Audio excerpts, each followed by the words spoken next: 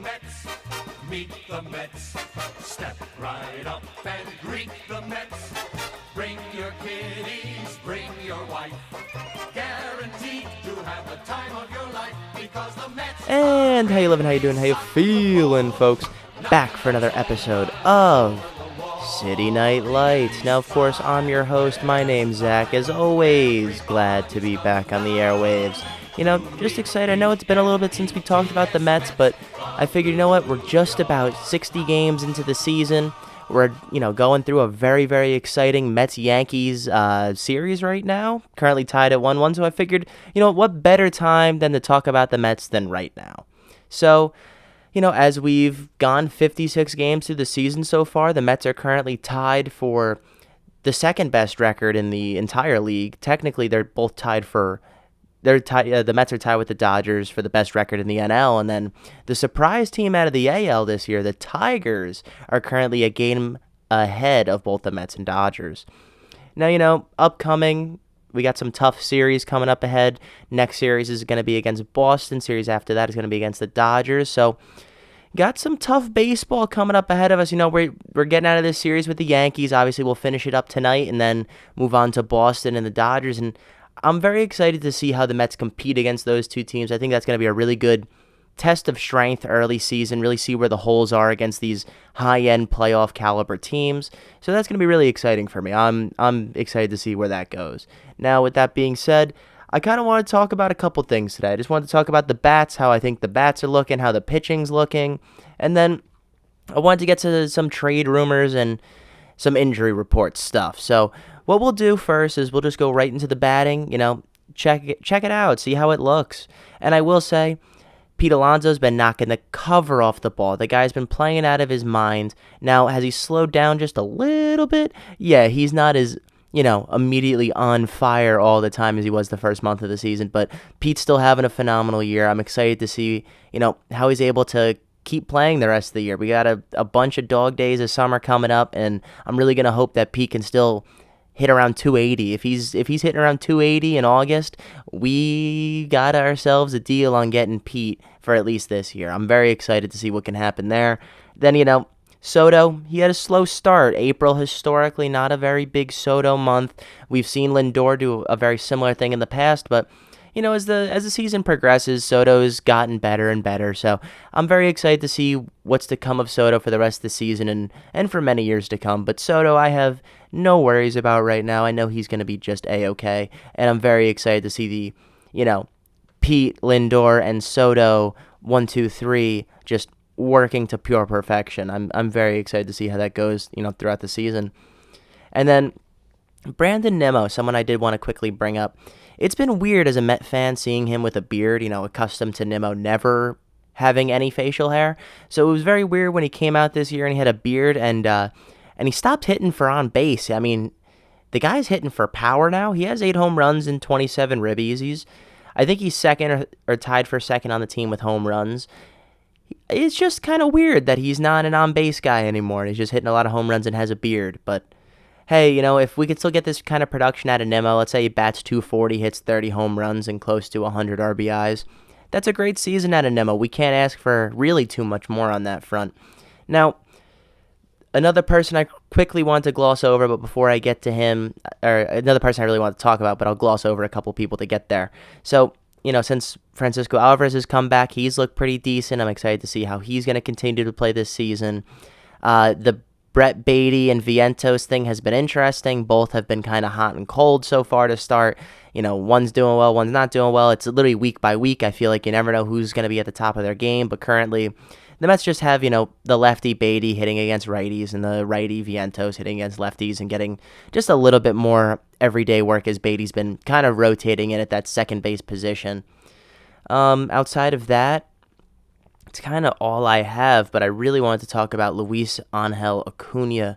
This guy is awesome. I'm so glad he's on our team. He's a base-stealing phenom, and this is the type of guy that I'm very excited for the Mets to have for years to come. He might not be your everyday first baseman this year, but I think if, with the way this season is going, I think he'll be able to secure that everyday role next year. And as the season keeps going, I think, Acuna is going to end up being our playoff second baseman. I think he's going to end up slowly becoming the everyday guy, and I think that bodes really well for him and us as a franchise. I'm very, very excited to see what Luis Angel Acuna can do for the rest of this year and for this Mets franchise. So, that's just some of the batting. Just wanted to talk about that a little bit, just kind of see where we're at with it. But I do like what we're doing. Now, the one very concerning stat, and this is something I've always kind of thought about the Mets, is we don't have a very good runners in scoring position stat currently. We might have this tied for the second best record in the league, tied for the first best record in the NL. I kind of have a concern where we're ranked 20th in the stat runners in scored and score. Terrible fuck. That they have a really, really hard time hitting with runners in scoring position. Currently, the Mets rank at 20th in the RISP stat this year, which is really not that great for a team who's been absolutely seemingly dominating the season so far. So I'd really like to see the Mets step that up. I feel like if the Mets are able to get their runners in scoring position stat up, you're scoring more of those runners at a higher clip. Let's say we're in the top 10.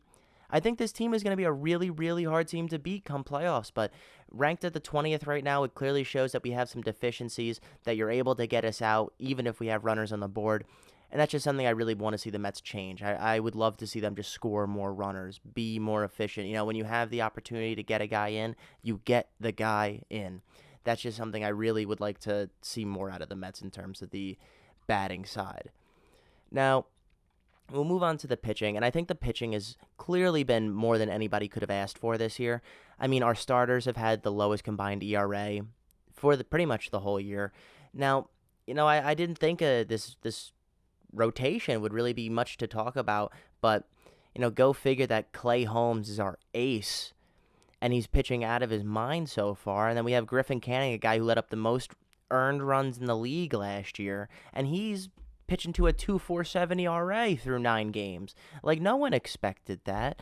No one expected that the worst everyday starter, well, actually, we all probably did expect the worst everyday starter to be Tyler McGill, but he's throwing a 3.74 ERA through 9. You can't complain about that. For a guy that, you don't expect to really, really play that phenomenally, he's coming up in the clutch for us and really just being serviceable, eating up those innings and doing it well, and that's a huge thing to have. Now, I think we definitely have to talk about Kodai Senga. Only 8 games pitched so far, but he's pitched to the tune of a 1.02 ERA. This guy is pitching out of his mind. He currently, let's see, does he have the most strikeouts? No, he doesn't have the most strikeouts, but he does have a good figure of strikeouts, 42 so far. But he's just been playing super efficient. I know his FIP is fielding independent pitching. That stat's crazy. It's like, I think his fielding independent pitching is just above a 3 ERA. But even then, that's still pretty freaking good. So, hats off to Kodai. I'm really glad to see you back, healthy, and pitching phenomenally for the Mets again. It's just something awesome to see. It's enjoyable. I love the ghost fork. When Kodai's pitching, it means so much more. But I don't know about you guys. For some reason, I feel like every time I watch the Mets, I never see Kodai pitch. I don't know how. I feel like I watch Griffin Canning pitch more than anybody else. And that's not a bad thing, but it's just weird. I want to see Kodai pitch, or maybe Clay. So, those two pitchers, really, Kodai, Clay. Clay's been awesome. He's looked so good so far this year. But really, I need the starters to give us a little bit more. We need more innings out of the starters. It sucks that they're only able to go 5 1/3. I mean, Clay's averaging 5 1/3 innings through 9 games started, which I get. He's transitioning from a reliever, but still, like, I just have a hard time looking at these starters and going, pretty much every single starter the Mets have are averaging a sub-6 innings per game, played. We just need more out of them because they're starting to kill the bullpen. And really, you can't take a toll on the bullpen like this that early in the season where you're extending Buto and you're going to have him pitch 100-something innings out of the pen. You might have Kranick pitch like 80, 90 innings out of the pen before the playoffs start. So I really like to see the Mets kind of lean a little bit heavier onto their starters, a little less in the bullpen. I know it's worked so far, but, you know, I think this problem is something that goes away a little bit. You're able to be a little riskier in the later innings if we're just able to score more runners in scoring position. I think those two problems kind of work in tandem, and if you're able to solve the batting issue, the pitching issue should follow suit, no problem. Now, the only other thing I'd like to say is the Mets bullpen has been good, but unfortunately, we've sustained injuries like to AJ Minter, so we won't see him the rest of the season, which is unfortunate because he was our big free agent lefty signing for the bullpen, and now we're down a really, really strong lefty. It's going to be kind of awkward trying to find another lefty to bring into the pen, so I don't necessarily know what they're going to do on that front. But pitching, otherwise, it's been good. I think Diaz has been a little shaky so far, but after striking out Judge to get the save last night, I think that's something that's going to be a huge confidence booster moving forward. And I think he's starting to get a little bit more control, especially over that fastball, because when he has control over the fastball, he's absolutely deadly. For a guy who only has 2 pitches, though, if he doesn't have control over one or the other, it can be an absolute disaster. So I think him getting control back over that fastball, huge thing for the Mets. Now, I'll quickly get into just some injury news. Let's quickly go through this, and then we'll talk about the rumors, because, early season rumors are always fun to talk about, see who might potentially be dealt to the Mets at the deadline and what the Mets might potentially be looking at, but we just don't know it yet. So, first off, we'll go with the injuries. Jose Siri, he fractured his tibia. Now, I saw one article that said he's recovering quickly from the fractured tibia. Yeah, I mean, that's a 2 to 3 month injury. We'll be happy to see him back in August. If anything, maybe we get him back late June, but he's kind of just going to be like a fake trade deadline acquisition player where he just comes back off of injury and can start contributing again. I'd really like to see Jose Siri back out there. Really fun power bat, has a ton of speed, and plays a phenomenal center field. So now we'll get into 2 a little bit more important injuries in terms of Sean Manaea and Montas. Now, Sean Manaea went out with an oblique injury before the start of the season, and currently in terms of his recovery, he's behind Montas, so he's going to take a little bit more time. Now, Sean Manaea has thrown some bullpens, but it seems like they're going to at least throw a good couple more bullpens, maybe get some up-down action. I don't know what that means, but that's what the SNY article said. So, might get some up-down action, whatever that means, and then eventually get to throw some rehab starts. That's really going to be the important thing when he can get to the rehab starts, really start getting himself back in the baseball motion. So I want to say probably another month, maybe a little bit more on Sean Manaea before we see him really suiting up for his 2025 debut. Now, Frankie Montas, he went out with a lat injury before the season as well, and he just recently threw a live bullpen the other day, and it looks like the Mets are trying to get him one more live BP, and then they're going to really start making decisions about, is he ready to, start a rehab game? Are we going to start putting him on this track, or does he need more time? So I think we're going to be getting a little bit more news about Montas in the short term. I'm very hopeful that, he'll actually be able to come back and start pitching. And then one other guy I wanted to talk about, Paul Blackburn. I know no Met fan is like, oh, I can't wait for Paul Blackburn to come back, but I figured I should add it. He has a knee injury currently. He's 2 rehab starts away from re-entering the Mets organization. So I think, we'll see him come back, kind of get rotated into this weird 6-man rotation the Mets are running. So I'll be excited to see what Paul Blackburn can do when he comes back. Now, with all that being said, we'll get to some of the fun stuff. The trade rumors. Now, recently there was a rumor that Luis Robert Jr. of the Chicago White Sox looks like he's, being eyed up by the New York Metropolitans, and it doesn't seem like it's going to cost us a ton. Maybe a Blade Tidwell and prospect to be named later. I don't mind that at all. I think that would be kind of sick. If you go out and get Robert, you'd have him for this year. Then you have a club option, which allows you to cut bait or retain him for the next 2 years at a fairly team-friendly deal.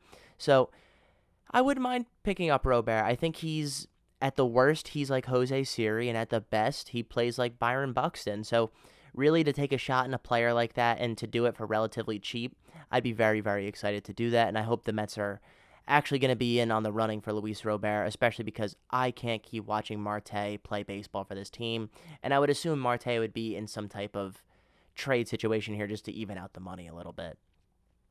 Another person that had early links to the Mets this season was actually Sandy Alcantara. Now, I don't believe Sandy Alcantara has had the best year so far, but he is also coming off of, I believe, Tommy John.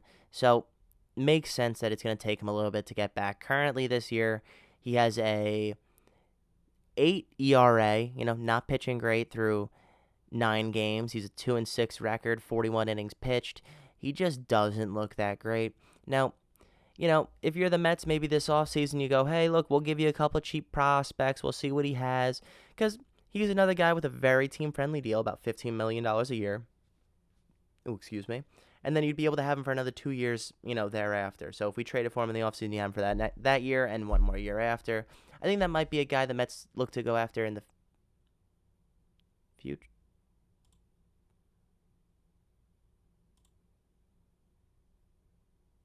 Maybe this offseason they look towards doing that. But just based on the way this team is kind of set up right now, I don't really expect them to make a 2-year out deal right now to get somebody that'll only help 2 years out. So, with that being said, I don't think we'll see Sandy Alcantara end up on the Mets. But another club that may be in the sellers category this year, not so sure yet just because it's so early, would be the Brewers. A guy like Freddie Peralta, he's pitching out of his mind. He'd be a super awesome ad for the Mets. I would love to have a guy who's throwing, I think he has like a 2.74 ERA right now in the year, and he looks great.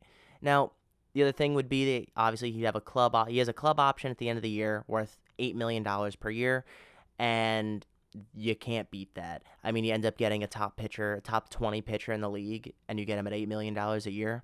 So, obviously, I think the Mets would have to give up a little bit more to get him than they would Robert. So we might see like a higher end prospect. I would love to see Mauricio somehow end up in a deal to get Peralta. Now, how realistic is that? I'm not so sure. But, even a Brett Beatty type of player I think would be interesting just to bring in Peralta, a guy that the Mets really might need down the stretch. Because I don't feel super confident in our pitching. I think it's going to fall apart at some point with these starters. And I think Freddie Peralta would just be a really, really nice plug-in and don't worry about it starter for us. Now, I did look at the Brewers. I would love to see the Mets go out there and be like, oh, maybe we're going to try and get Sal Frelick instead of Luis Robert. But I just don't see that as a thing the Mets are going to do. I think the Brewers covet their young players a little crazily, and I can't blame them. They have 3 great young players on the team between Sal Frelick, Bryce Terang, and Jackson Chourio. So I get that there. But maybe they look to expend a little bit of relief like a Trevor McGill. Bring the McGill brothers home. Bring them together. I'd love to see that. Trevor McGill's had a great season so far, so that'd be a nice bullpen guy for the Mets to add. Now, another bullpen guy for the Mets to add could be from the Orioles. They've had a less than stellar start to this year. They've already fired their manager, Brandon Hyde. So what's to say you couldn't bring in Felix Bautista, a guy who's been a stud closer for the Orioles in the past? He just came off of Tommy John, but not having a bad start to the year so far. Plus, the best part would be is that, if you were to bring in Felix Bautista, you have him on Arbo for the next 2 years. And I'm going to be honest with you, having him on Arbo for the next 2 years sounds like a pretty freaking good deal to me. Because you're not going to pay out the ass for a pretty unbelievably good reliever. He has great fastball stuff like Diaz, so I think maybe the two could work together, learn from one another, because I know Bautista does throw a nice splitter, and he has a slider in his repertoire. So if I could see maybe Diaz adding a splitter to his repertoire, that'd be pretty awesome. Really help Diaz unlock his full potential as a closer. So maybe that could be a fun little contract, a fun little guy for the Mets to go out and try to bring in, especially because the Orioles love their prospects. And then, Cedric Mullins, this guy would be a true rental. It's hard for the Mets to go out there, and it's hard to make Cedric Mullins a fit. We just have so many lefties on the team as is. Adding into the lefty would be tough, but Cedric Mullins isn't having a bad season at all. He'd be a true rental as his contract is up at the end of the year, so you're not really worried about what you're paying him. But Mullins is a nice little on-base threat. Guy's got some speed to run around, and he plays center field. He plays a pretty decent center field, but you never know what can happen. So right now he has 8 home runs, 25 ribbies, 6 stolen bases, and he's batting .220, but currently has a slug of .247. Guy's got to take a little bit more. I don't know. He's just got to get the ball. I don't know. Yeah, so the guy's currently got a slug of .427, but a OPS of 750, currently OPS plus a 117, not bad at all. it could be a fun play, but I don't see the Mets doing that either. And then the last guy I saw that the Mets could potentially trade for, just because the trade market doesn't look like it's going to be all too hot at the deadline this year. Maybe Peralta, maybe a surprise team comes out of somewhere, but it just doesn't look like it's going to be a super exciting deadline. But maybe the Mets go out there and they want another starting pitcher, and Yusei Kikuchi, currently having a great year for the Los Angeles Angels, a team that really hasn't had a lot of success in the last 10 to 15 years, maybe a little bit more.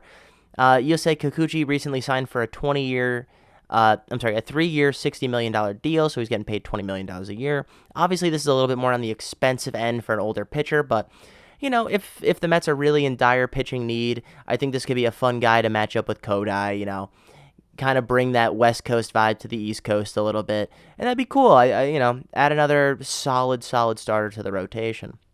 Now, I just don't know if that's going to happen, but just wait and see. You never know.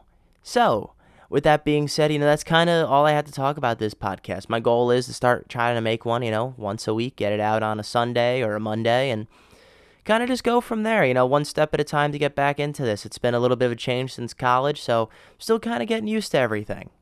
But with that being said, I really appreciate you guys coming out and listening to me, taking your time to enjoy, hanging out with a fellow idiot. That's all I could really ask for. So with that being said, take it easy, guys, and stay idiotic.